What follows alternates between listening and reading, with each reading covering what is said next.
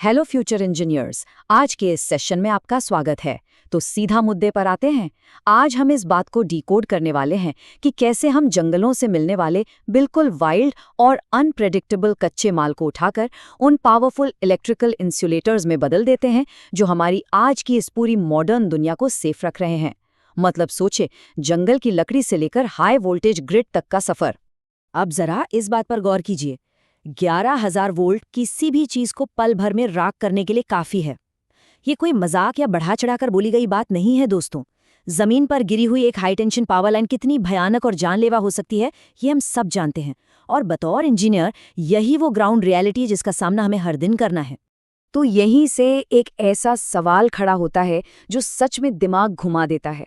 जरा सोचिए, जंगल से निकले हुए मटेरियल की बस कुछ मिलीमीटर्स की लेयर इतनी भयंकर और जानलेवा एनर्जी को कैसे रोक लेती है। हम अक्सर सोचते हैं कि ये चमत्कारी शील्ड्स किसी बहुत ही हाईटेक लैब में बनी होंगी, राइट? लेकिन सरप्राइजिंगली इस पूरी कहानी की शुरुआत किसी मॉडर्न लैब में नहीं, बल्कि पेड़ों से निकलने वाले चिपचिपे रस और लकड़ी से होती है। आज के इस एक्सप्लेनर में हम इन 6 पॉइंट्स को कवर करने वाले हैं। हाई वोल्टेज का चैलेंज, कच्चे रबर का मॉलिक्यूलर स्ट्रक्चर, वोल्केनाइजेशन की इंजीनियरिंग, रबर की केमिकल वीकनेस, वुड यानी लकड़ी का इस्तेमाल और आखिर में इंसुलेशन के 4 सबसे कड़े टेस्ट। तो चलिए सबसे पहले बात करते हैं हमारे पहले टॉपिक की, हाई वोल्टेज की चुनौती और प्रकृति के इस जंगलीपन को काबू करने की। देखिए, एक इंजीनियर के तौर पर हमें क्या चाहिए? प्रेडिक्टेबिलिटी। हम चाहते हैं कि हमारा हर मटेरियल बिल्कुल नाप तौल कर हर बार एक जैसा काम करे। लेकिन नेचर हमें लाखों सालों के एवोल्यूशन से निकला हुआ एक बहुत ही कॉम्प्लेक्स और केओटिक सिस्टम थमा देता है। मटेरियल साइंस का पूरा खेल ही यही है कि कैसे इस नेचुरल क्योस को समझा जाए और उसे हमारी सख्त इलेक्ट्रिकल जरूरतों के हिसाब से मोड़ दिया जाए। अब आते हैं दूसरे हिस्से पर, कच्चे रबर का मॉलिक्यूलर क्योस, जिसे हम आइसोप्रेन प्रॉब्लम भी कहते हैं। हेविया ब्राजिलियंसिस पेड़ से निकलने वाले प्योर रबर के अगर नखरे देखें ना, तो वो इलेक्ट्रिकल इंजीनियरिंग के लिए किसी नाइटमेयर से कम नहीं है। इमेजिन कीजिए, बाहर 30 डिग्री का टेम्परेचर है और ये पिघल कर बिल्कुल गोंद की तरह चिपचिपा हो गया, और जैसे ही ठंड आई, मान लीजिए 4 डिग्री से नीचे, तो ये कांच की तरह कठोर होकर चटकने लगता है। और तो और ये हाइड्रोफिलिक भी है, मतलब ये हवा से सुचालक पानी को स्पंज की तरह सोख लेता है। नॉट गुड है ना? इसे मॉलिक्यूलर लेवल पर ऐसे समझिए जैसे किसी कटोरे में रखे हुए ढीले उबले हुए नूडल्स। यही कच्चे रबर की पॉलीमर चेन्स हैं। जब आप इन नूडल्स को गर्म करते हैं तो ये एक दूसरे के ऊपर आसानी से फिसलने लगते हैं, और जब ठंड पड़ती है तो ये अपनी जगह पर बिल्कुल पत्थर की तरह जम जाते हैं। ये अनस्टेबिलिटी ही हमारी सबसे बड़ी दुश्मन है। तो इस प्रॉब्लम का सल्यूशन क्या है? हमारा तीसरा पॉइंट, वोल्केनाइजेशन इंजीनियरिंग। इन फिसलते हुए नूडल्स को डिसिप्लिन में लाने का तरीका। केमिस्ट्री का ये सबसे वायलेंट और रेवोल्यूशनरी तरीका क्रॉस लिंकिंग कहलाता है। इसमें हम क्या करते हैं? हम सल्फर का इस्तेमाल करते हैं। बहुत ज्यादा गर्मी और भारी प्रेशर में इन पॉलीमर चेन्स के बीच केमिकल ब्रिज बनाए जाते हैं। एक तरह से समझिए कि सल्फर इन चेन्स के बीच में एक मजबूत मचान खड़ा कर देता है। यही वो मैजिक है जो रबर को उसकी इलास्टिसिटी देता है, ताकि आप उसे खींचे तो वो वापस अपने पुराने शेप में आ जाए। अब इसे केस स्टडी से समझते हैं। जरा टायरों के बारे में सोचिए।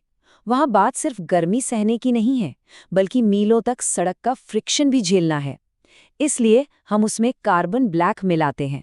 और हाँ, ये सिर्फ उसे काला रंग देने के लिए नहीं होता। जब इसके पार्टिकल्स रबर में मिक्स होते हैं तो ये सड़क के झटके और फ्रिक्शन को किसी एक चेन पर नहीं, बल्कि हजारों चेन्स में बराबर बांट देते हैं। साथ ही जिंक ऑक्साइड इसके घिसने की क्षमता को बढ़ा देता है। वैसे आपको बता दूं, टायरों की इसी रबर इंजीनियरिंग ने ही आज के मॉडर्न सिंथेटिक सिलिकॉन और क्रॉस लिंक्ड पॉलीइथाइलीन इंसुलेटर्स का रास्ता साफ किया है। अब यहाँ एक बड़ा ट्विस्ट आता है। क्या हो अगर हम सल्फर को बढ़ाकर सीधा 30% कर दें? कमाल हो जाता है। ये बन जाता है एबोनाइट, यानी हार्ड रबर।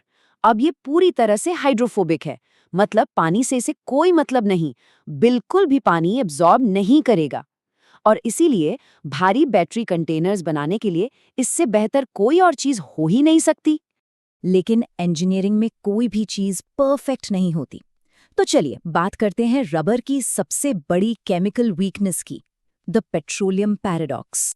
ये बहुत ही अजीब बात है ना, कि जो वॉल्केनाइज्ड रबर 11,000 वोल्ट रोक सकता है, भारी ट्रकों का वजन सह सकता है, वो बस मोटर ऑयल की कुछ बूंदों के आगे सरेंडर कर देता है। क्यों? क्योंकि केमिस्ट्री का एक सिंपल रूल है, लाइक डिसॉल्व्स लाइक, यानी समान समान को घुलता है। असल में पेट्रोलियम ऑयल और रबर दोनों का मॉलिक्यूलर स्ट्रक्चर लगभग एक जैसा ही है, दोनों नॉन पोलर हाइड्रोकार्बन हैं। तो जब ये मिलते हैं तो मॉलिक्यूलर लेवल पर तबाही मच जाती है। तेल के मॉलिक्यूल्स उन सल्फर वाले पुलों को तोड़ते नहीं हैं, बल्कि वो पॉलीमर चेन्स के बीच की खाली जगह में घुसकर उन्हें दूर धकेलना शुरू कर देते हैं। इससे रबर फूलने लगता है और उसका पूरा स्ट्रक्चर कोलैप्स हो जाता है।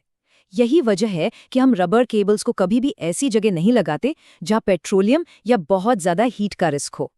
तो जब रबर फेल हो जाए और हमें भारी स्विचबोर्ड जैसे मजबूत और खड़े स्ट्रक्चर चाहिए, तो हम क्या करेंगे?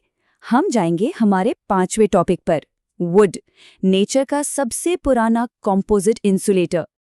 लेकिन रुकिए, कोई भी ऐरी गैरी लकड़ी काम नहीं आएगी। हमारे इंजीनियरिंग क्राइटेरिया बहुत ही सख्त हैं। पहली शर्त, लकड़ी के रेशे एकदम सीधे होने चाहिए ताकि करंट को रास्ता न मिले।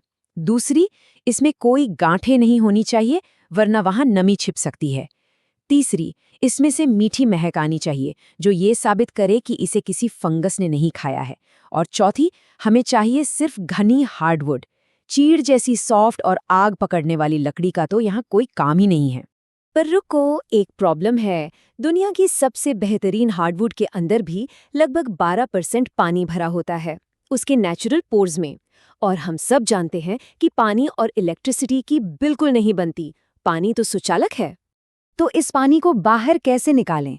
इसके लिए हम यूज करते हैं इम्प्रेग्नेशन प्रोसेस। इसमें 3 स्टेप्स होते हैं।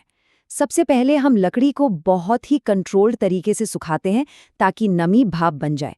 फिर वैक्यूम लगाकर अंदर फंसी हुई सारी हवा खींच लेते हैं। और आखिर में हाई प्रेशर के साथ एक स्पेशल डाई इलेक्ट्रिक टेल उन खाली जगहों में भर देते हैं। एक तरह से हम लकड़ी के पूरे सिस्टम को हाईजैक कर लेते हैं और उसे एक मेगा ओम रेजिस्टेंस वाला पावरफुल इंसुलेटर बना देते हैं। और अब हम आ गए हैं इस एक्सप्लेनर के सबसे क्रूशियल हिस्से पर, द 4 इंसुलेशन टेस्ट्स। इसे एक कॉन्क्रीट डैम की तरह समझिए। सोचिए कि एक बहुत बड़ा बांध लाखों गैलन पानी को रोके हुए है। वो पानी वोल्टेज है और दीवार हमारा इंसुलेटर। अब एक टर्म को समझिए, डाई इलेक्ट्रिक ब्रेकडाउन।